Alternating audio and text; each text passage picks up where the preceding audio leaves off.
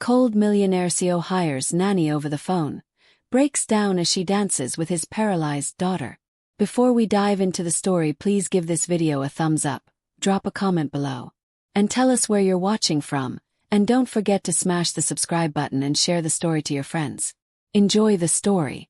The glass windows of the 48th floor reflected the cold eyes of Michael Sterling as he stared out at the Chicago skyline. At 45, he ruled his business world with an iron fist. Every meeting was planned down to the second. Every choice was made with ice-cold logic. Every feeling was buried deep inside his heart of stone. "Mr. Sterling," his assistant called from the doorway. "The monthly reports are ready." Jessica had worked with him for 12 years. She watched him change from a loving husband and father into this heartless machine of success. Michael barely looked up from his computer. Numbers filled his screen. Numbers that meant everything and nothing at the same time. 3 years had passed since the car crash that broke more than just bones.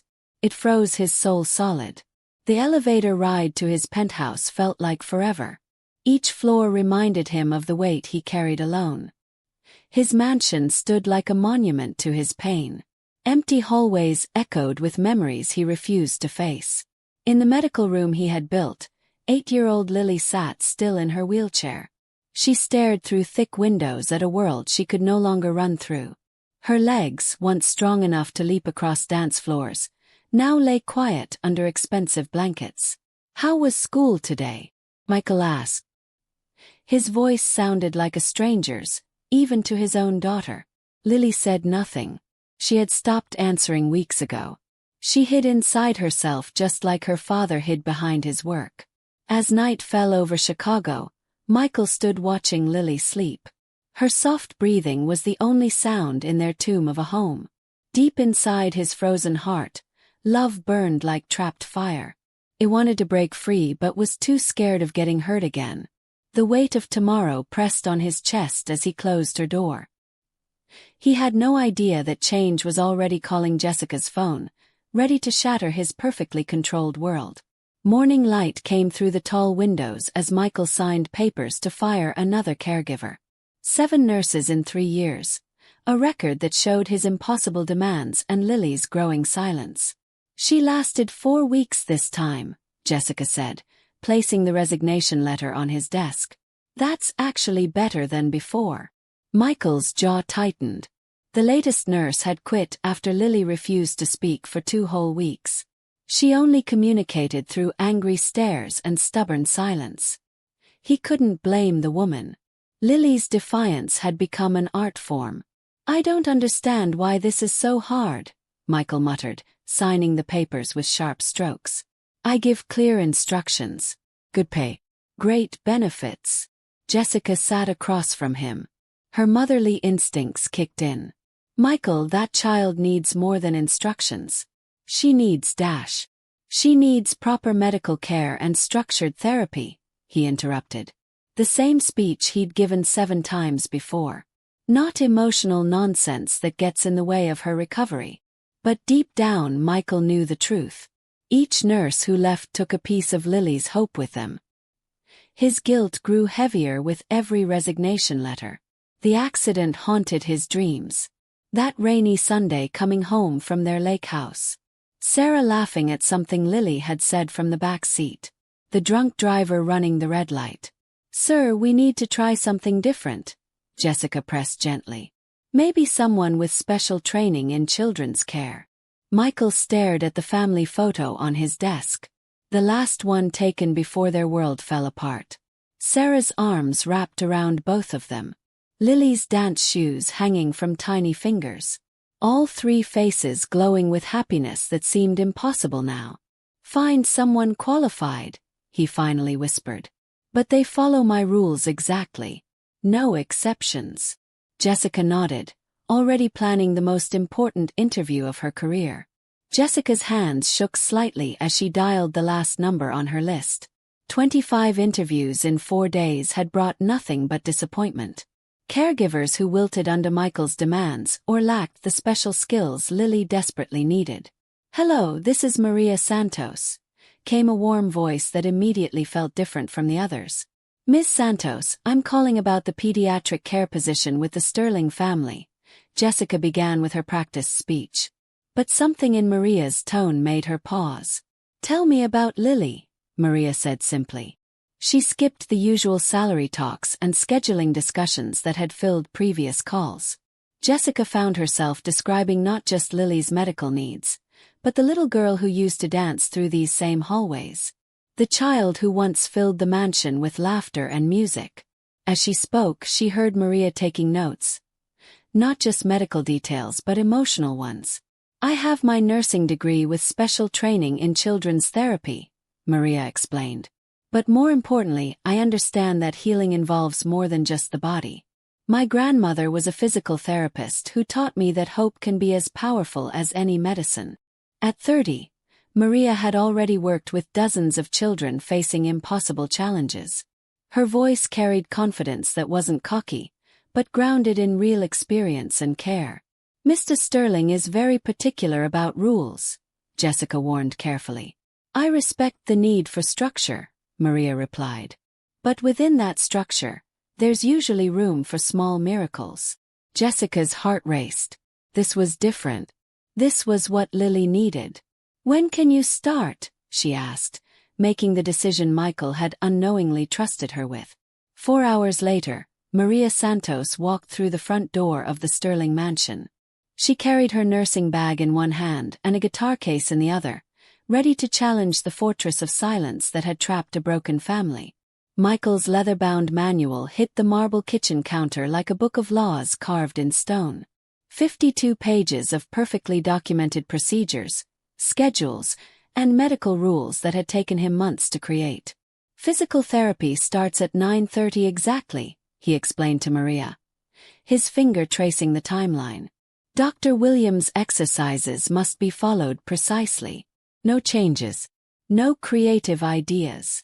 Maria nodded respectfully, though her eyes occasionally drifted toward the living room where Lily sat motionless in her wheelchair, staring at nothing. The 8-year-old hadn't acknowledged the new caregiver's presence beyond a single measuring glance. Meal times are non-negotiable, Michael continued, his voice growing harder with each rule. Lily's food requirements are calculated to support her recovery. No snacks between scheduled times. No exceptions for what she wants. What about music therapy? Maria asked carefully, noting the complete absence of anything creative in the extensive manual. Lily needs to focus on getting her function back, not entertaining herself. Michael cut her off sharply. Dr. Williams was very clear about avoiding distractions from her physical therapy goals. Maria's trained eye caught something Michael had missed.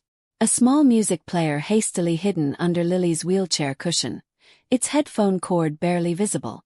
The little girl's fingers unconsciously tapped against her leg brace in a rhythm only she could hear. Of course, Mr. Sterling, Maria agreed, filing away this crucial piece of information. I'll follow your rules exactly. That evening, as Michael worked late in his study, Maria watched the dinner ritual from the kitchen doorway. Father and daughter sat at opposite ends of a table built for 15, eating in silence so complete it felt crushing. Lily picked at her medically approved meal while Michael's attention stayed fixed on his tablet, reviewing tomorrow's meetings. When Lily wheeled herself to bed without a single word exchanged, Maria made herself a quiet promise. Within these rigid rules, she would find cracks where hope could grow. The physical therapy room had been designed like a hospital. Parallel bars, exercise mats, and medical equipment arranged like tools in an operating room. But on her 4th day, Maria made a subtle addition to Michael's approved routine. Let's try those arm-strengthening exercises, she suggested to Lily, who approached therapy like someone facing root canal surgery. Dr. Williams wants 20 repetitions, right? Lily nodded reluctantly, beginning the mechanical movements that had become her prison sentence. Halfway through the session, Maria casually reached for a small Bluetooth speaker she'd hidden in her therapy bag. Classical music began flowing softly through the room. Tchaikovsky's Swan Lake, the same piece that had once filled this house with the sound of tiny feet practicing ballet. Lily's movements stopped. Her eyes, vacant for weeks, suddenly sparked with recognition. "This is still therapy," Maria said gently, noting the immediate change in Lily's posture. "We're just giving your muscles something beautiful to move with." For the first time since the accident, Lily completed her exercises without complaint. More importantly, Maria caught her humming, barely audible but unmistakably there. That evening, as Maria helped Lily prepare for bed, she discovered the hidden music player she'd spotted days earlier. "You loved to dance, didn't you?" Maria asked softly, examining the device filled with ballet performances and classical music. Lily's fingers tightened around the player, fear flashing across her face. Fear of having this last connection to her former self taken away. "Your secret is safe with me," Maria whispered, gently tucking the device back under Lily's pillow. "But maybe tomorrow we could listen together during therapy. I think your mom would want you to keep dancing, even if it looks different now." Lily's first words in 4 weeks came as a whisper. She used to say dancing was flying with your feet on the ground. Maria smiled, tucking the covers around Lily's shoulders. "Tomorrow I'll show you that sometimes you can fly even when your feet can't touch the ground at all." The cancelled business meeting should have been Michael's first clue that fate was planning something beyond his control.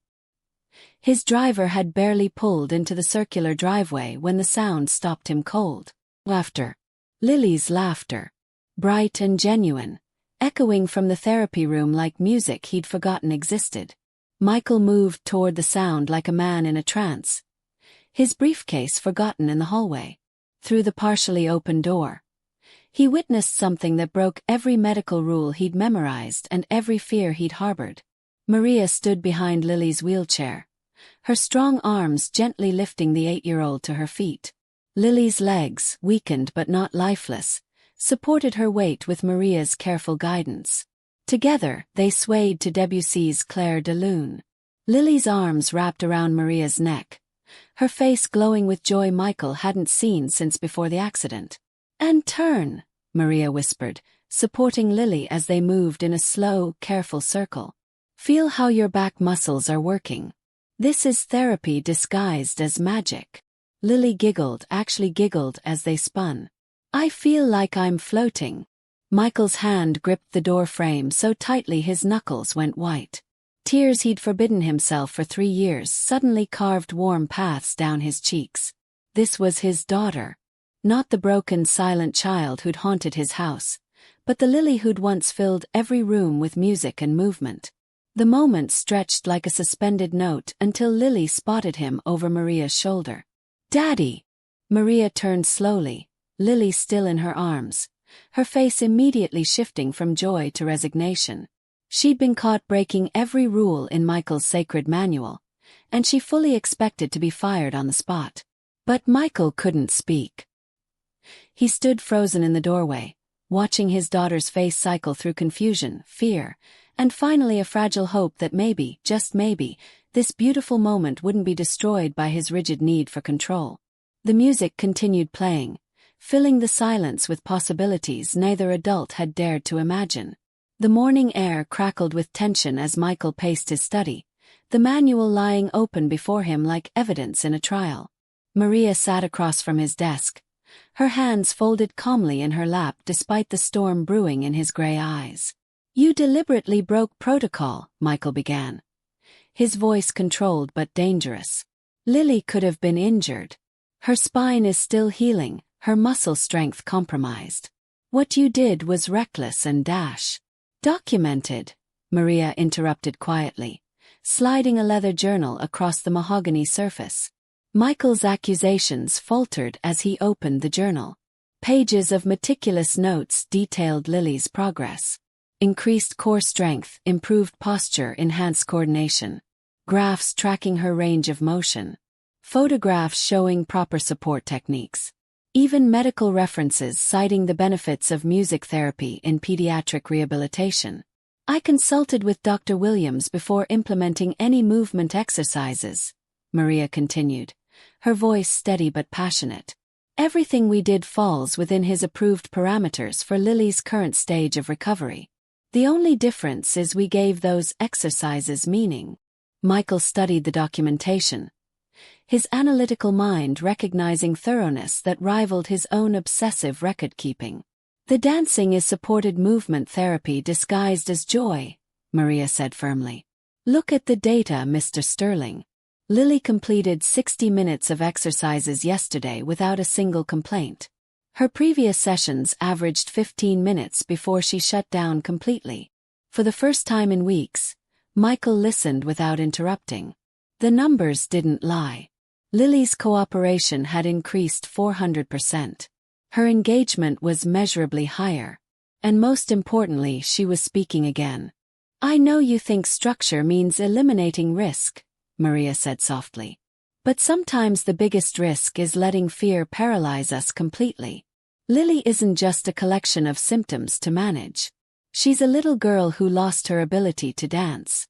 Giving her a different way to move isn't abandoning her therapy. It's saving her soul." Michael closed the journal slowly, his world shifting as he realized that maybe, just maybe, control and healing weren't enemies after all. The text message arrived while Michael was negotiating a multi-million-dollar deal, his phone buzzing during the most crucial moment of the meeting. "Taking Lily to Millennium Park for outdoor therapy session. We'll document everything. Maria." But Michael's phone had been on silent for 4 hours. When he finally saw the message at 5:15 p.m., panic consumed him like wildfire. The park wasn't on his approved list. Lily had never been in public since the accident. Too many variables, too many risks, too much beyond his control. "You're fired," were the first words out of his mouth when Maria wheeled Lily through the front door at 6:30 p.m., both of them glowing from an afternoon of sunshine and laughter. Lily's face crumpled. "Daddy, no. Maria showed me I could feed the ducks by myself and dash. Go to your room, Lily. Now." The devastating silence that followed felt like a death sentence. Lily's eyes filled with tears as she looked between her father and the woman who'd given her back pieces of herself she'd thought were lost forever.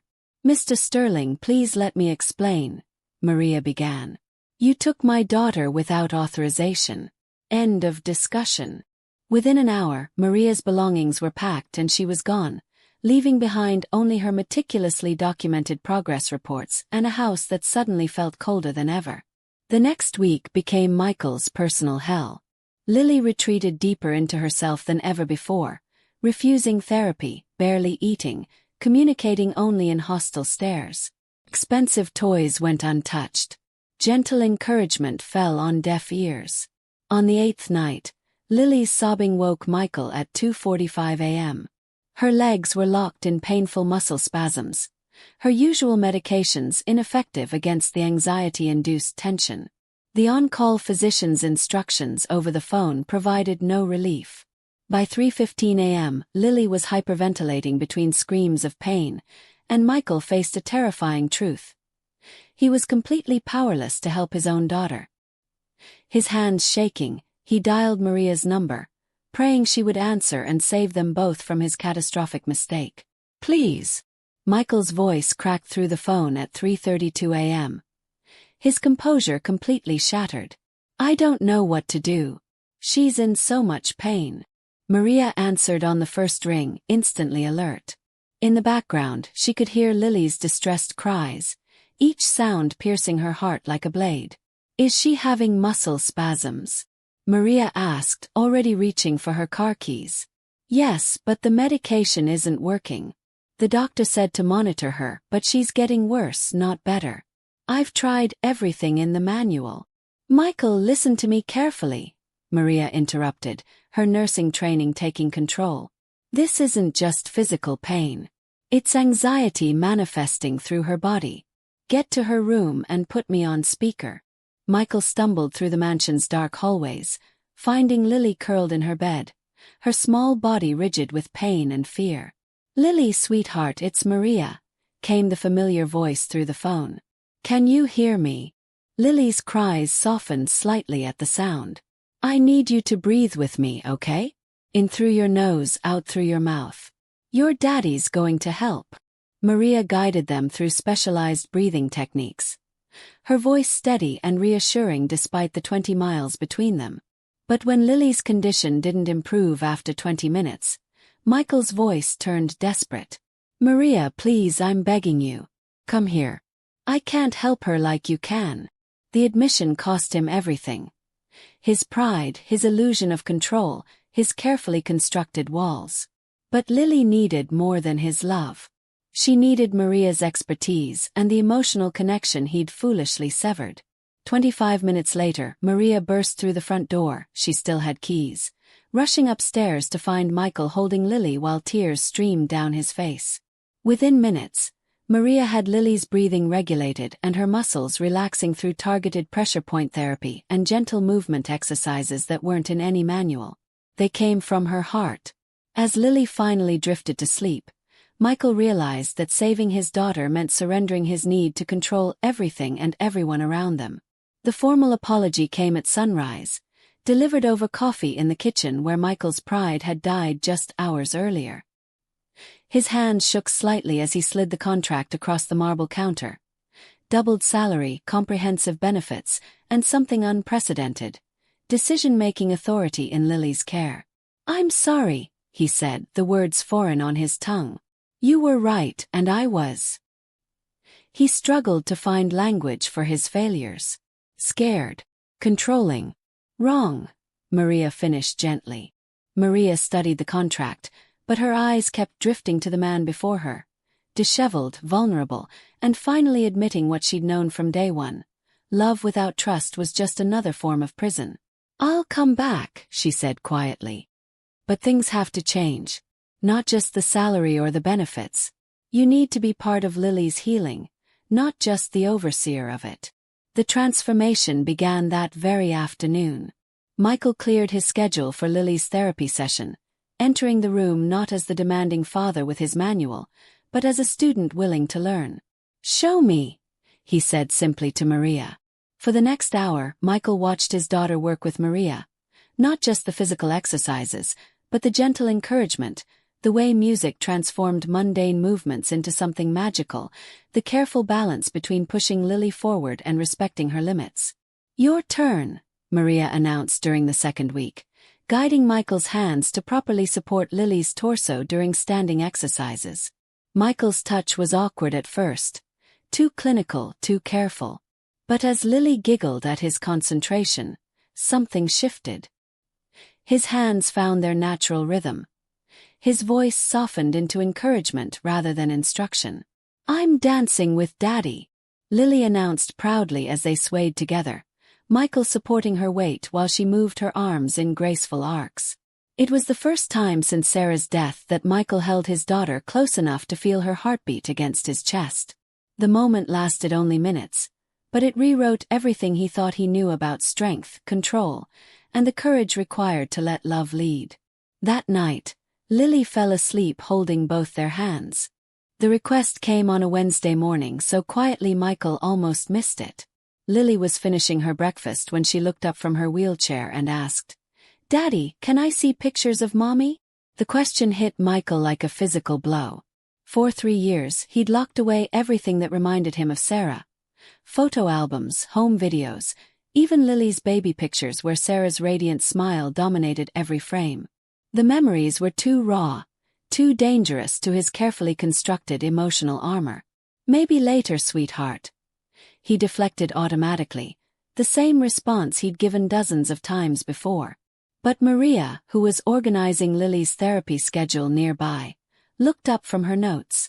"Actually, that sounds like a wonderful idea. Memories can be powerful medicine too." Michael's jaw tightened. "I don't think that's appropriate for her recovery right now." "With respect, Mr. Sterling," Maria said gently but firmly, "Lily isn't just recovering from a physical injury. She's grieving her mother and the life she used to have. Pretending Sarah never existed isn't protecting her. It's preventing her from healing completely." Lily's eyes moved between the adults, hope and fear warring across her young face. "Please, Daddy. I promise I won't cry." The promise broke Michael's heart because he realized Lily thought her grief was another burden she needed to carry alone, another emotion she needed to suppress to make his life easier. That afternoon, Michael found himself standing before the locked closet in his study, his hand trembling on the key he hadn't turned in 36 months. Behind that door lay 4 years of documented happiness. Photo albums, home videos, Sarah's journals, Lily's artwork from before the accident. With Maria and Lily watching from the leather sofa, Michael opened the closet and began removing boxes that contained their former life. The first album showed Sarah pregnant with Lily, her hands protectively cradled around her growing belly while Michael kissed her cheek. "Mommy was beautiful," Lily whispered, touching the plastic-covered photograph with reverent fingers. Page by page, they reconstructed their family history. Sarah teaching baby Lily to clap. Lily's first steps captured in a blurry but precious video. Birthday parties, holiday mornings, lazy Sunday afternoons in the garden where Sarah would read stories while Lily played in the grass. Then Maria discovered something that changed everything.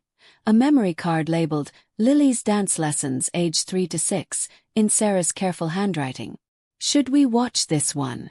Maria asked gently, holding up the small device. Michael's breath caught. These were recordings he'd never seen. Videos Sarah had made while he was traveling for business. With shaking hands, he inserted the card into his laptop. The screen filled with their old living room, furniture arranged differently, filled with afternoon sunlight.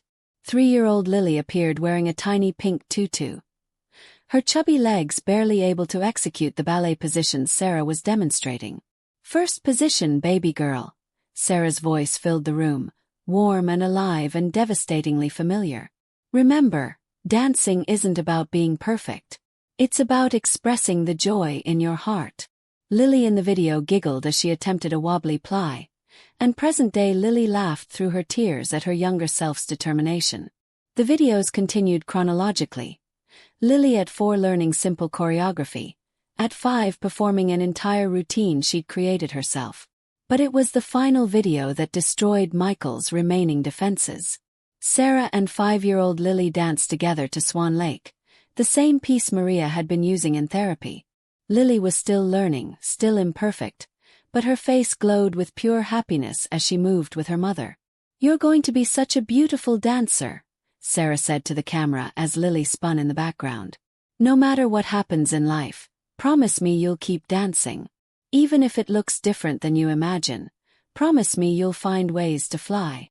The video ended with Lily hugging Sarah, both of them laughing as they collapsed onto the sofa in a tangle of arms and tutus. The silence that followed was heavy with 3 years of suppressed grief.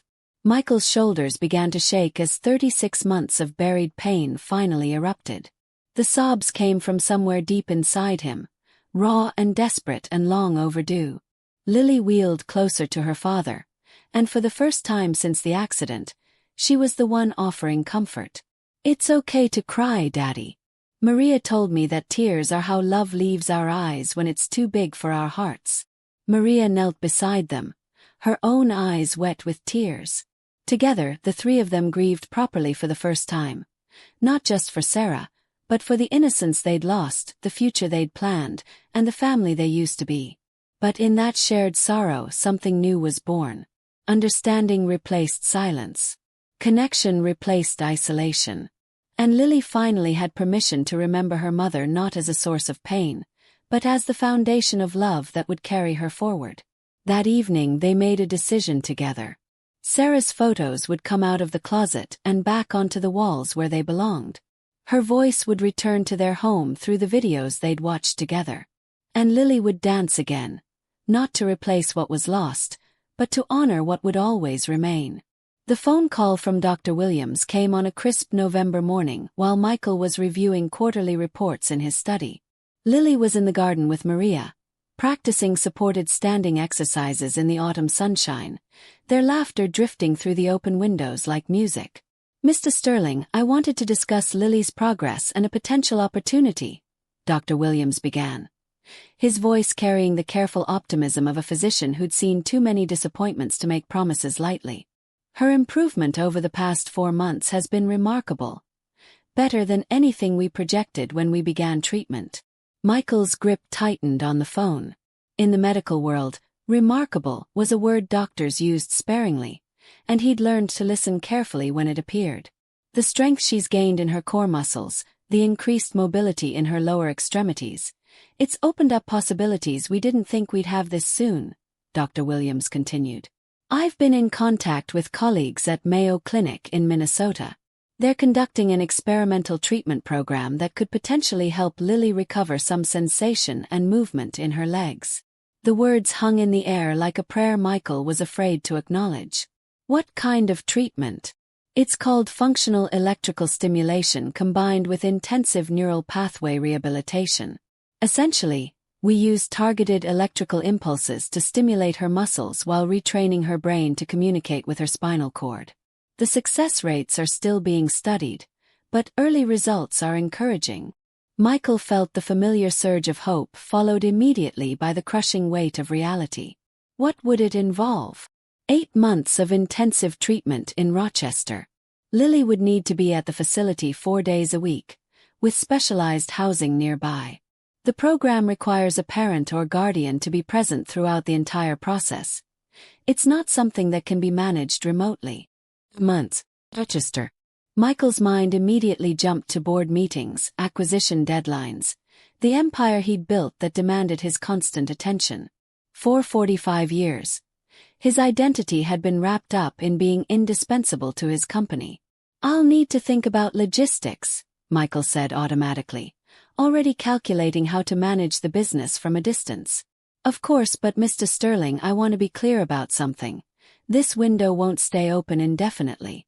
Lily's neuroplasticity is at its peak right now. If we're going to try this, it needs to be soon. After hanging up, Michael sat in his leather chair, staring at the family photo that now held a place of honor on his desk.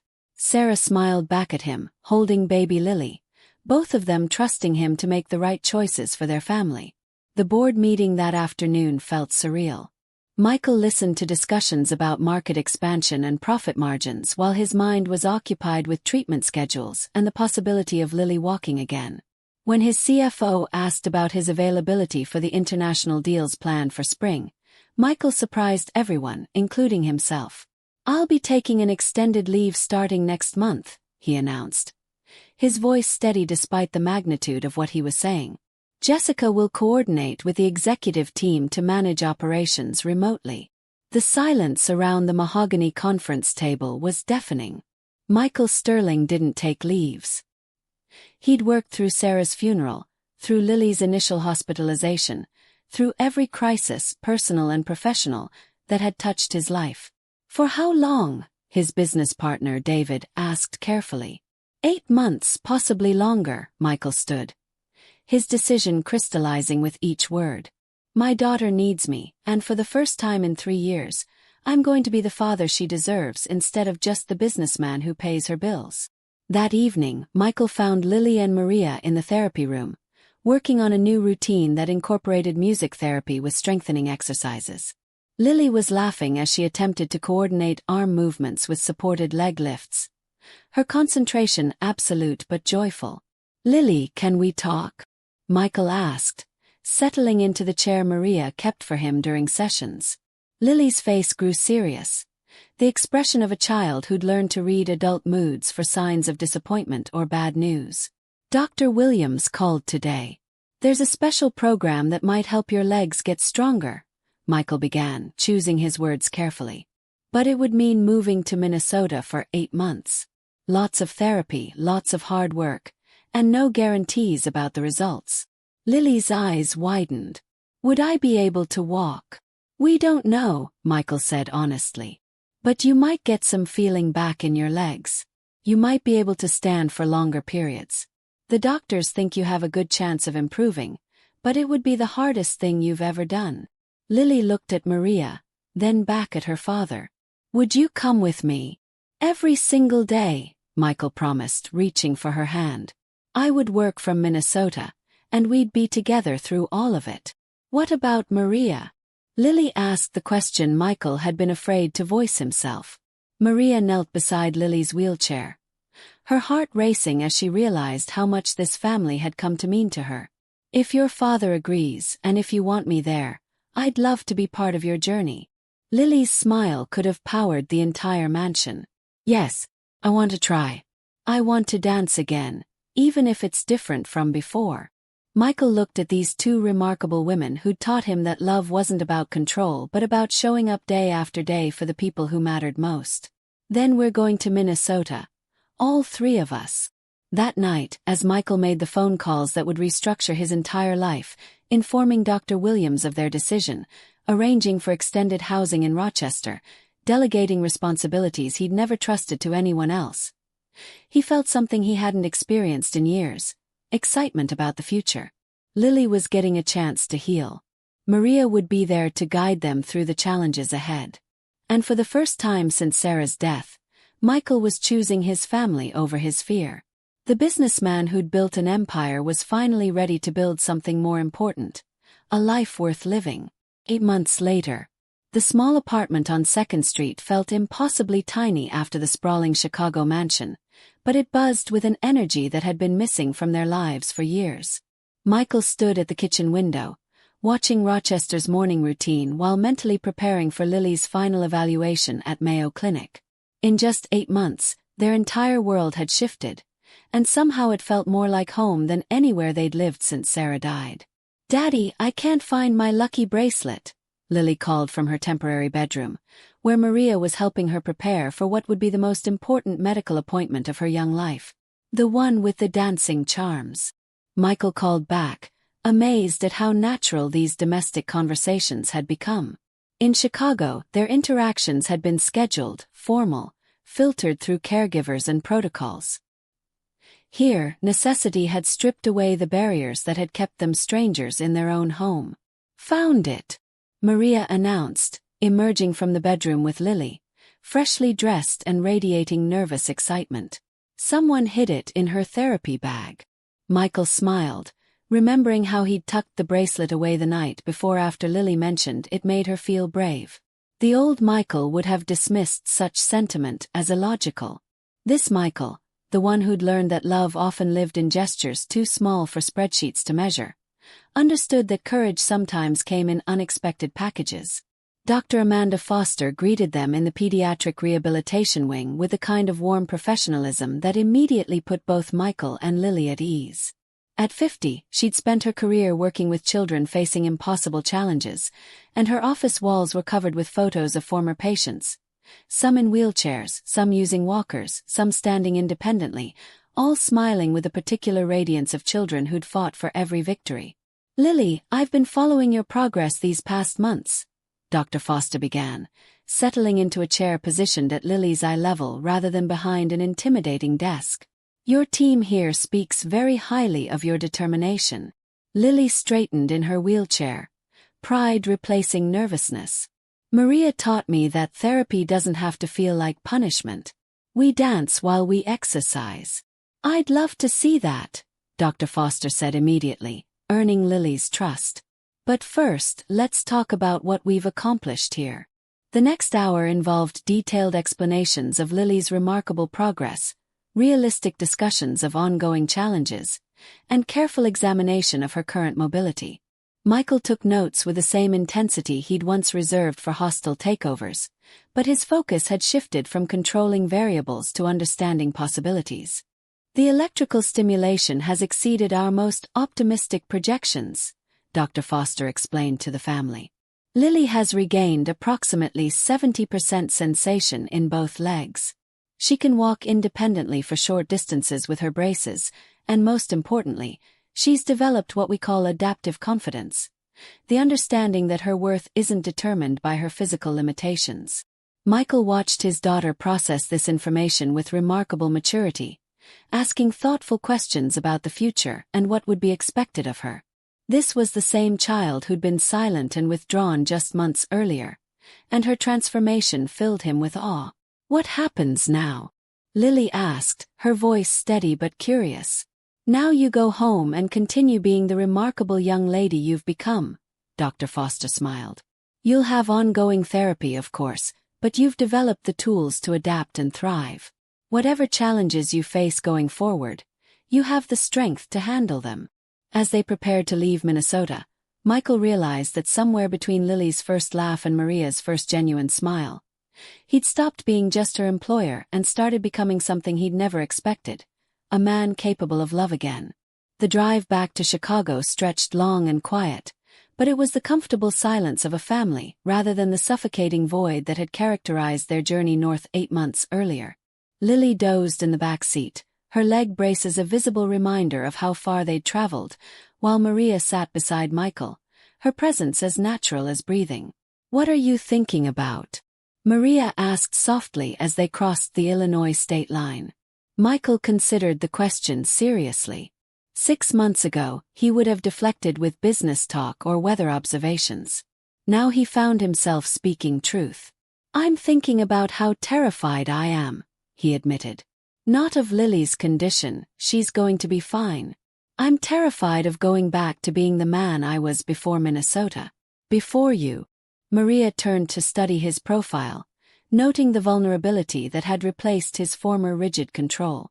"You can't go back, Michael. None of us can. We're different people now." When they reached the mansion, Michael made his first decision as the man he'd become rather than the man he'd been. Instead of immediately diving back into work, he spent the afternoon with Lily in the garden, watching her practice walking with her braces among Sarah's rose bushes. "Daddy," Lily said during a rest break, "are you going to marry Maria?" The question shouldn't have surprised him. 8-year-olds possessed radar for adult emotions that most adults lacked, but it stopped him cold. "Why would you ask that, sweetheart?"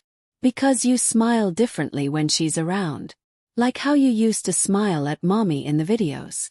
Michael looked through the kitchen window where Maria was preparing dinner, humming softly as she worked. She'd become integral to their lives without either of them quite realizing when it had happened. That evening, after Lily was settled in bed, Michael found Maria in the living room, reviewing therapy schedules for the week ahead. "We need to talk," he said, settling beside her on the sofa where they'd spent countless evenings during Lily's recovery. Maria set down her notes, her heart racing at his serious tone. "I love you," Michael said simply. "I don't know when it happened or how, but somewhere between Minnesota and here, between your first day and today, you stopped being Lily's caregiver and became essential to who I am." Maria's breath caught. "Michael, I know it's complicated. Our history, the professional boundaries we've crossed, the fact that I'm probably the most emotionally stunted man you've ever met." He paused, gathering courage for the most important words he'd ever spoken. "But I also know that life is fragile and love is rare, and I'm tired of pretending this is just about Lily's care." Maria reached for his hand, her fingers intertwining with his. "I love you too. I've loved you for months, but I was afraid of what it would mean for Lily if things went wrong between us." "Then we won't let things go wrong," Michael said with the determination that had built his business empire, now channeled toward something infinitely more important. 6 months later, on a spring morning filled with cherry blossoms and possibility, Maria Santos became Maria Sterling in a small ceremony in the mansion's garden. Lily served as maid of honor, walking down the aisle independently in her braces, carrying a bouquet of Sarah's roses.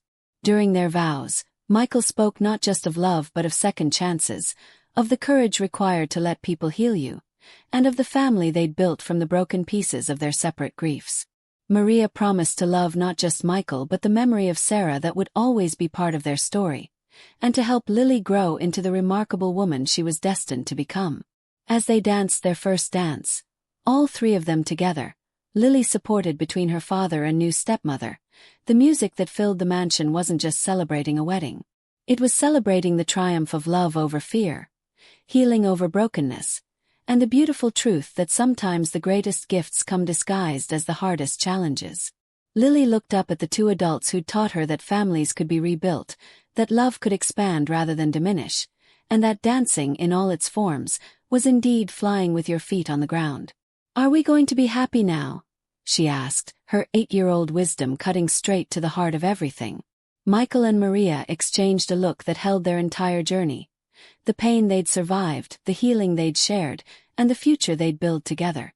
"Yes, sweetheart," Michael said, his voice carrying the certainty of a man who'd finally learned that the most important business he'd ever conduct was the business of loving his family. "We're going to be very happy." As the sun set over Chicago, The Sterling mansion was filled once again with laughter, music, and the sound of a family that had learned that second chances at love were not just possible, they were miraculous.